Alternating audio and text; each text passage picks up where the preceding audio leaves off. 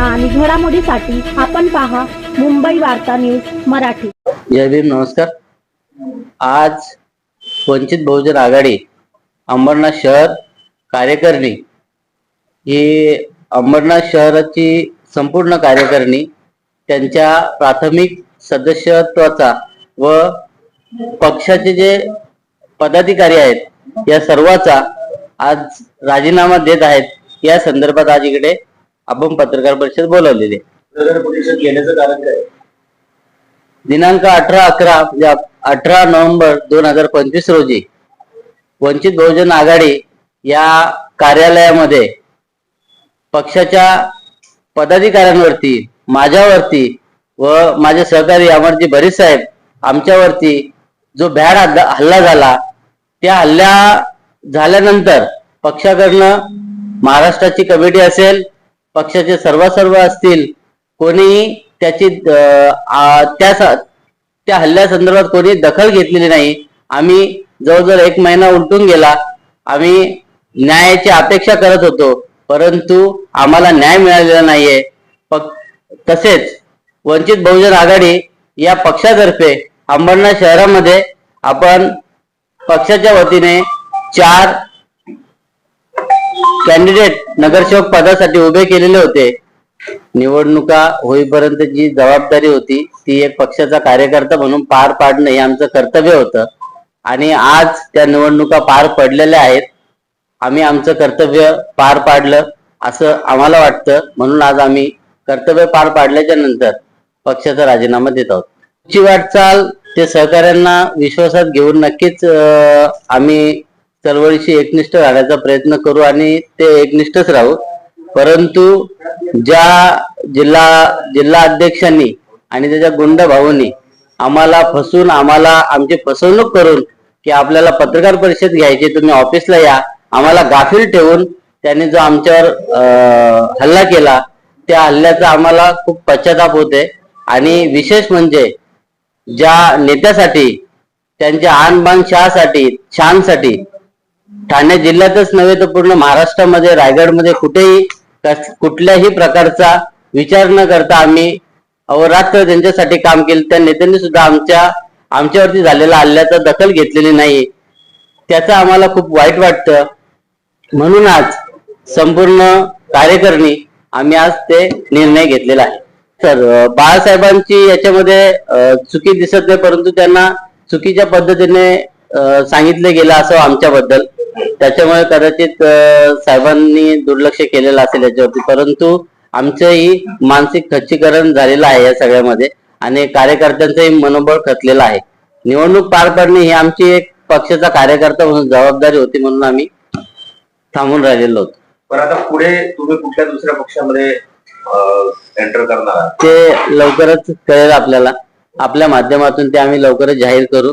मी फक्त आमच्या अंबरनाथ शहर कार्यकारिणीच नाही तर जिल्ह्यातून आणि राज्यातून अनेक ठिकाणी मला वाटतं ज्या लोकांवरती, ज्या कार्यकर्त्यांवरती अशा प्रकारे अन्याय झालेला आहे ते सुद्धा आमच्या सोबत येतील याची मी तुम्हाला सर्वप्रथम सर्वांना सविनय जय भीम। आणि या ठिकाणी उपस्थित पत्रकार बंधूंचं मी स्वागत करतो की यापूर्वीची ही आमची भूमिका तुम्ही जनतेपर्यंत, लोकांपर्यंत पोहोचविण्याचा प्रयत्न केलेला आहे आणि ही आमची भूमिका तुम्ही जनतेपर्यंत पोहोचवणार आहात। दिनांक 18/11/2025 रोजी अंबरनाथ, बदलापूर आणि उल्हासनगर या 3 शहराची जबाबदारी दिलेले वंचित बहुजन आघाडीचे गुंड जिल्हाध्यक्ष मनोज पवार यांनी जो आमच्यावरती भ्याड हल्ला केला, त्या भ्याड हल्ल्याच्या निषेधार्थात भारिपा आणि आताचा वंचित बहुजन आघाडीचा कार्यकर्ता म्हणून कार्यरत आहे। संपूर्ण महाराष्ट्रातून मला ओळखणारे जे कार्यकर्ते आहेत त्या कार्यकर्त्यांच्या मनावरती या गोष्टीचा आघात झालेला आहे आणि आज ही एक प्राथमिक प्रक्रिया आहे की ठाणे जिल्ह्यातून आणि मुंबईतून काही कार्यकर्ते राजीनामे देत आहेत।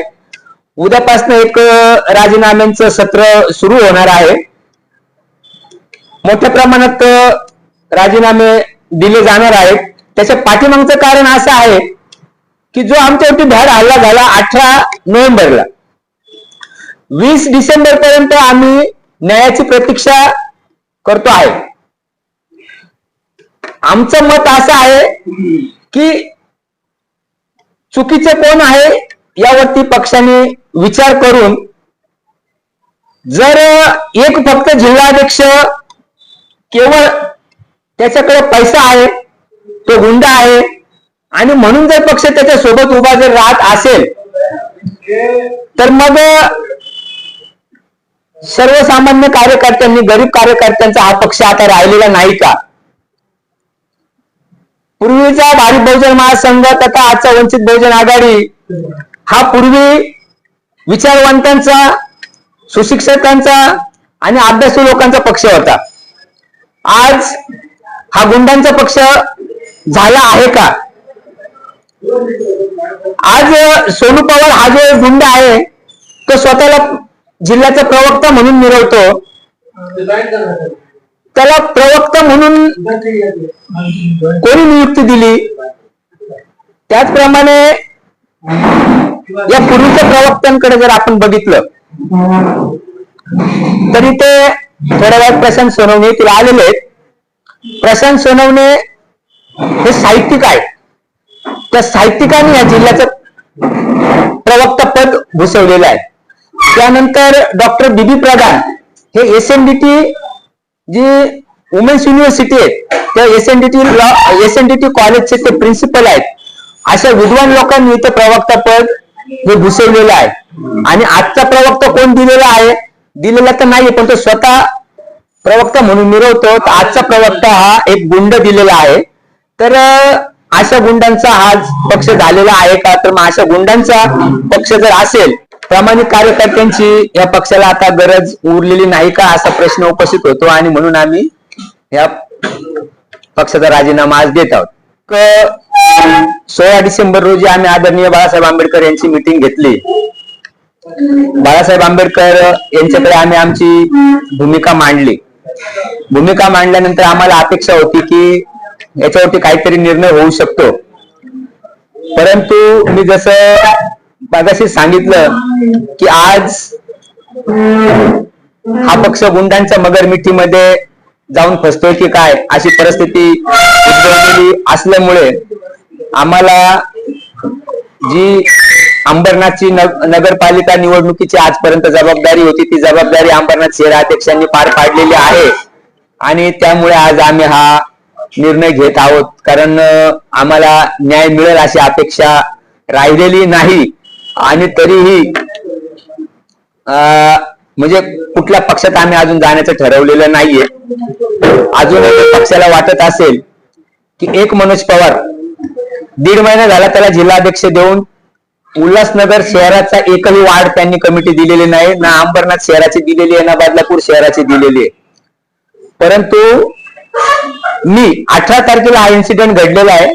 17 नोव्हेंबरला मी जवळजवळ 50 लोकांची भिवंडीची कमिटी दिलेली आहे.